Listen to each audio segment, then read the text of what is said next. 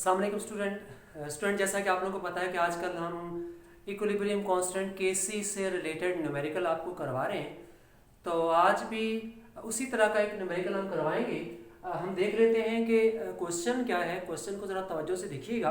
Question ये है कि 4.6 ग्राम इथाइल अल्कोहल है, उसका रिएक्शन करवाया गया है 6 ग्राम एसिटिक एसिड के साथ। और इस रिएक्शन के हो जाने के बाद फिर जब इक्विलिब्रियम स्टेब्लिश हो जाता है उसके बाद बताया गया है कि 2 ग्राम जो है acetic acid, unused acetic acid बच जाता है। ये क्वेश्चन है। और स्टूडेंट लास्ट जो आपको न्यूमेरिकल करवाया था वहाँ पर आपने देखा था कि जब हम इस तरह के न्यूमेरिकल सॉल्व करते हैं केसी वाले, तो ज़ाहिर है कि वहाँ पर हम क्या इस्तेमाल करते हैं, वहाँ पर हम रिवर्सिबल रिएक्शन जो है उसको इस्तेमाल करते हैं। तो उसके सोल्यूशन के अंदर हमें जो है मास नहीं बल्कि मोल्स की रिक्वायरमेंट होती है। इसी वजह से हमें जो रिएक्टेंट का मास दिया हुआ है उसको मोल्स में कन्वर्ट करना पड़ेगा। पहला काम ये करना पड़ेगा। तो हम क्या करते हैं, हम जो है मोल्स कैलकुलेट कर देते हैं। मोल्स कैलकुलेट करने का तरीकाकार आप पहले सीख चुके हैं, आपको आता है, बड़ा आसान है कि जिस भी आपने कंपाउंड के मोल मालूम करने हैं तो क्या करते हैं, उसका जो मास होता है, ग्राम मास होता है, उसको उसके मोलर मास से डिवाइड कर देते हैं। यहाँ भी कुछ ऐसा होगा, जरा देखें हमें क्या दिया हुआ है। हमें दिया हुआ है 4.6 ग्राम इथाइल अल्कोहल, ठीक है। तो हम क्या करेंगे, जब इथाइल अल्कोहल को हम क्या करेंगे, इसके मोल्स निकालेंगे। तो कैसे निकालेंगे, इसके मोल निकालने का तरीकाकार क्या होगा कि इसका जो मास दिया हुआ है 4.6 ग्राम, इसको इथाइल अल्कोहल के मोलर मास से डिवाइड कर देंगे। और मोलर मास कैलकुलेट करना आप सीख चुके हैं। देखें फॉर एग्जांपल जो है मैं एक जो है उसका फिर भी रिवाइज करने के लिए बता देता हूं। जैसे इथाइल अल्कोहल क्या होता है, C2H5OH, ठीक है। अब आप इसका मोलर मास कैलकुलेट कर दें तो किस तरह करेंगे, कार्बन का एटॉमिक मास 12 है, उसको 2 से मल्टीप्लाई करें तो क्या आएगा 24। हाइड्रोजन का मास 1 है, 5 से मल्टीप्लाई करें तो 5। ऑक्सीजन का मास 16, हाइड्रोजन का 1, सबको ऐड कर दें तो स्टूडेंट क्या आ जाएगा, आपके पास 46 आ जाएगा। तो इस तरीके से हम मोलर मास कैलकुलेट करते हैं और मोल्स कैलकुलेट करते हैं। इसी तरह से आपको एसिटिक एसिड का भी मास बताया हुआ है। कितना मास है स्टूडेंट, 6 ग्राम एसिटिक एसिड है, इसका मोलर मास 60 से डिवाइड कर देंगे तो हमारे पास क्या आ जाएगा, इसके मोल आ जाएंगे। तो हमारे पास इथाइल अल्कोहल के मोल 0.1 आ गए और एसिटिक एसिड के 0.1। उसके बाद जब इक्विलिब्रियम स्टेबलिश हो जाता है उसके बाद जो एसिटिक एसिड बचा है वो 2 ग्राम बताया हुआ है। अब इसके भी मोल्स कैलकुलेट करने पड़ेंगे।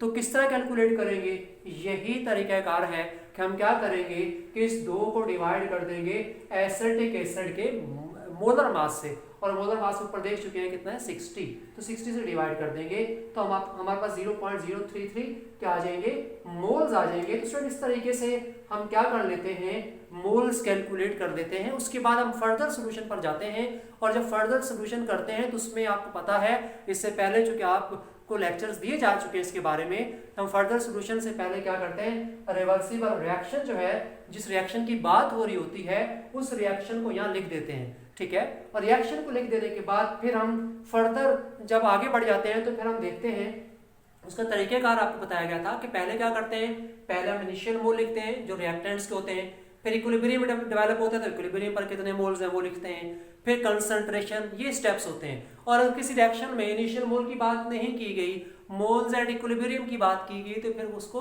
मोल्स एट इक्विलिब्रियम से स्टार्ट करते हैं। इस तरह का न्यूमेरिकल आपको प्रीवियस क्लास में करवाया जा चुका है। बहरहाल हम इस सवाल की बात करें, इस सवाल में जो बात का आगाज किया गया वो इनिशियल मोल से किया गया है। इसमें बताया गया कि हमारे पास जो है एसिटिक एसिड के 0.1 मोल हैं और हमारे पास इथाइल अल्कोहल के भी 0.1 मोल हैं। यानी हमारे पास एसिटिक एसिड, जरा यहाँ देखें, ये एसिटिक एसिड है और ये इथाइल अल्कोहल है, यानी कि ये अल्कोहल है, यहाँ पर मौजूद है अल्कोहल, और इसी तरह से ये एसिड है। इन दोनों के हमारे पास 0.1 मोल है, ठीक है। अब ये दोनों अभी तक इनको मिक्स नहीं किया गया, मिलाया नहीं किया गया, तो ये इनिशियल मोल्स हो गए। और जब अभी इनको मिलाया नहीं गया तो इसका मतलब रिएक्शन नहीं हुआ। जब रिएक्शन नहीं हुआ तो ये चीज एग्जिस्ट नहीं करती, इसके कितने मोल होंगे, 0 मोल, तो इसके नील मोल आएंगे, इसके कोई मोल नहीं है।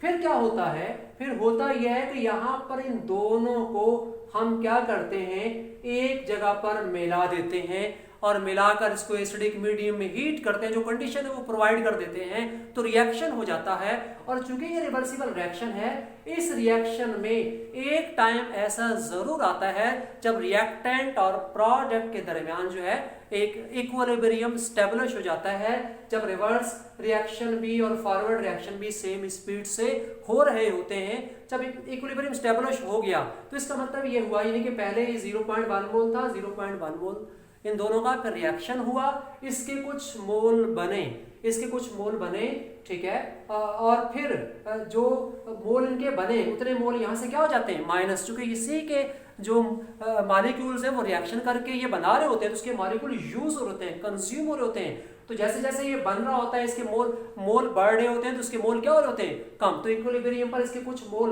बन जाते हैं, उसके कुछ मोल इनके जो रिएक्टेंट है क्या हो जाता है, कम हो जाते हैं, और फिर इक्विलिब्रियम स्टेबलिश हो जाता है। ठीक है, तो हमने यहाँ तक बात को समझ लिया कि इनिशियल मोल्स के कितने हैं, इसके कितने हैं, और इसके ज़ाहिर के 0 और 0 हैं। उसके बाद फिर इक्विलिब्रियम स्टेबलिश हुआ, इसके कितने मोल बने, ठीक है, सवाल में बताया जाता है, लेकिन सवाल में नहीं बताया गया, इसमें बात को ज़रा अलग तरीके से बताया गया है। इसमें ज़रा थोड़ा मतलब इस तरह का सवाल दिया गया है कि इसमें थोड़ा सा आपको सोचना पड़ेगा, थोड़ा इसके सॉल्व करने के लिए थोड़ी सी मेहनत करनी पड़ेगी। तो देखिए यहाँ पर उसने ये नहीं कहा कितने मोल इसके बने, उसने ये कहा कि इक्विलिब्रियम जो जब डेवलप हुआ तो उसके बाद एसिटिक एसिड जो है उसके कितने मोल बच गए, 0.033 मोल बच गए इसके, इसमें से कुछ मोल माइनस हो गए, कितने माइनस हो गए ऐसी बात उसने कुछ नहीं बताई, बस उसने कहा कि इसमें से कुछ मोल माइनस हो गए। चलिए हम यूं सपोज कर लेते हैं कि यहाँ पर x मोल बन गए, ठीक है, यहाँ पर x मोल बन गए, तो यहाँ से क्या हो जाएगा,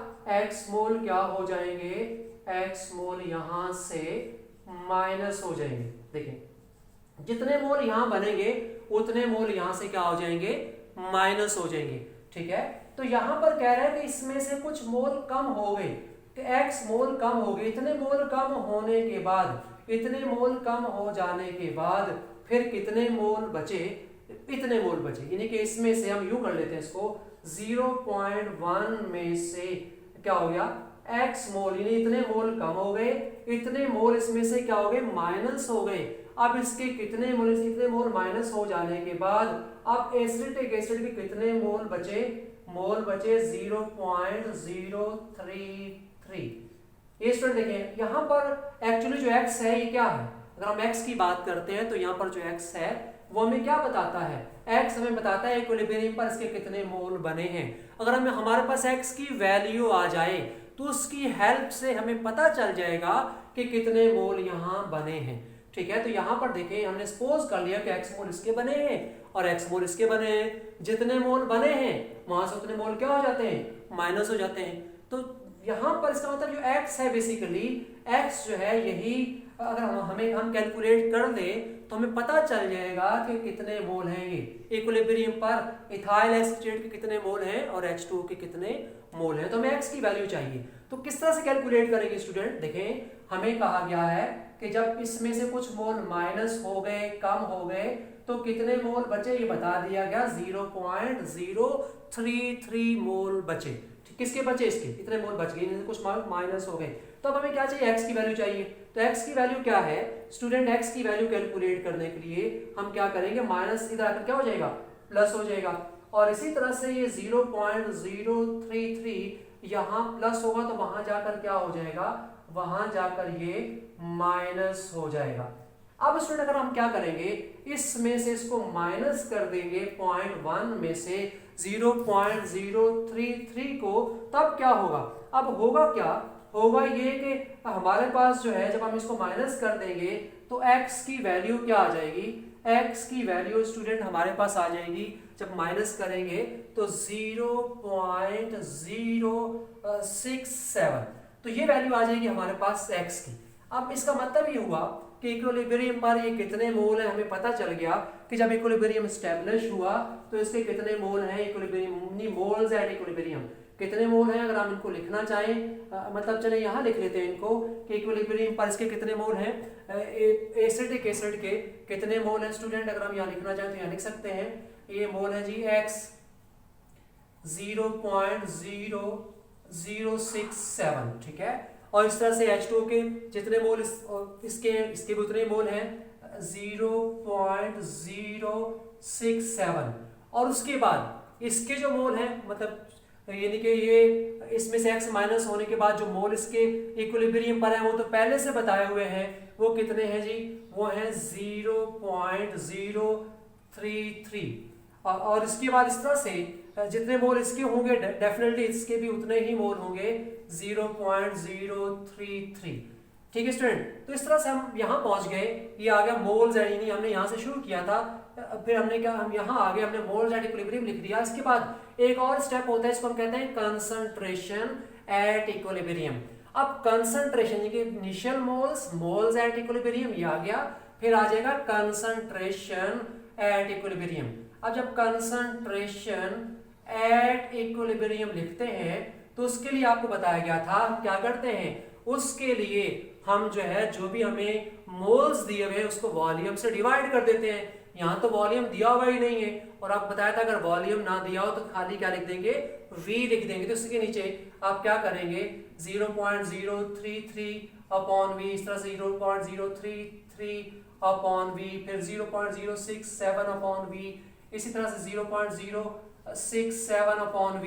तो स्टूडेंट ये आ गई कंसंट्रेशन एट इक्विलिब्रियम, ठीक है। मैं थोड़ा सा क्विकली इसको रिव्यू कर देता हूँ। देखें हमने जो भी क्वेश्चन हम कर रहे हैं, इस क्वेश्चन के अंदर हमें क्या बताया गया है, हमें जो है मास दिया गया था, किसका मास दिया गया था, हमें जो है रिएक्टेंट्स का मास दिया गया था, और ये रिवर्सिबल रिएक्शन सॉल्व करने के लिए हमें मोल की रिक्वायरमेंट होती है, हमने मोल कैलकुलेट कर दिए। उसके बाद आगे बढ़ गए, आगे बढ़ने के बाद हमने क्या किया, रिएक्शन लिखा, और रिएक्शन में हमने पहले देखा कि इनिशियल मोल कितने हैं, इसके कितने मोल हैं, इसके कितने मोल हैं, ये 0.1 यानी कि रिएक्शन के मोल आ गए। उसके जब रिएक्शन नहीं हुआ था तो उसके मोल क्या थे, 0 थे। फिर मतलब इनिशियल मोल का मतलब ये होता है कि इस ये भी बना नहीं, प्रोडक्ट अभी नहीं बना, तो उसके मोल 0। फिर क्या हुआ, फिर उसके बाद इनको मिला दिया गया, रिएक्शन शुरू हुआ। रिएक्शन शुरू होने के बाद जो है फिर रिएक्शन इक्विलिब्रियम स्टेबलिश हुआ। एक जब इक्विलिब्रियम स्टेबलिश हो गया तो उसके बाद उसने कहा कि इसके इतने मोल जो है बच जाते हैं, इसके कितने बने उसने नहीं बताया। तो हम जो है हम इसको यूं सपोज कर लेते हैं कि इसके x मोल बने हैं, इतने मोल यहाँ से माइनस हो गए। अब सिर्फ हमें x की वैल्यू चाहिए, तो x की वैल्यू कैसे निकाली आपको बता दिया कि हम क्या करते हैं, हम देखते हैं कि इसमें से x मोल माइनस हुए हैं और माइनस होकर कितने मोल बचे हैं, इतने मोल बचे हैं। इससे हमें आपके पास x की वैल्यू आ जाएगी। उससे हमें पता चल जाएगा कि इक्विलिब्रियम स्टेबलिश होने के बाद ये कितने मोल है, ये कितने मोल है, और ये मोल तो हमें पहले से बता दिए गए इक्विलिब्रियम पर, ठीक है। और फिर अगला स्टेप क्या होता है, कंसंट्रेशन है एट इक्विलिब्रियम, यहाँ तक। इसके बाद अब आगे तो बहुत सिंपल है, बस ये एक बात थी बड़ी इंपॉर्टेंट जो बताने की थी, वो आपने अगर समझ ली है तो मेरा ख्याल है कि आपको समझ में आ गई होगी। इसकी बाकी आप प्रैक्टिस करेंगे तो आपको समझ में आ जाएगा। तो अब स्टूडेंट हम क्या करेंगे, फिर केसी हमने कैलकुलेट करना है। तो केसी कैलकुलेट करने के लिए हम according to law of mass action क्या करते हैं, फार्मूला यूज करते हैं, जिसमें हम जो प्रोडक्ट हैं उनकी कंसंट्रेशन को यहाँ न्यूमिनेटर में लिखते हैं, और जो रिएक्टेंट है उनकी कंसंट्रेशन को डिनोमिनेटर में लिखते हैं, और फिर वैल्यूज पुट कर देते हैं। जब वैल्यूज पुट करेंगे तो खुद देखें इसकी वैल्यू कितनी है, इसकी वैल्यू है 0.067 अपॉन v। इसी तरह से इसकी वैल्यू कितनी है H2O की, वो भी 0.067 अपॉन v। इसी तरह से आप देखें कि आपके पास जो है वैल्यू किसकी, एसिडिक एसिड की 0.033 अपॉन v, और फिर ये भी 0.033 अपॉन v। अब सिंपली क्या कर देंगे, इनको v और v सारे क्या कैंसिल हो जाएंगे, इनको मल्टीप्लाई करके डिवाइड कर देंगे। जब डिवाइड कर देंगे तो आपके पास Kc की वैल्यू आ जाएगी 4। तो स्टूडेंट ये तरीकाकार है किस तरह से हम जो है क्वेश्चन को सॉल्व करते हैं। बाकी अब आप प्रैक्टिस करेंगे तो आपको समझ में आ जाएगा। फिर नेक्स्ट क्लास में इंशाल्लाह इसी तरह का हम और न्यूमेरिकल करेंगे।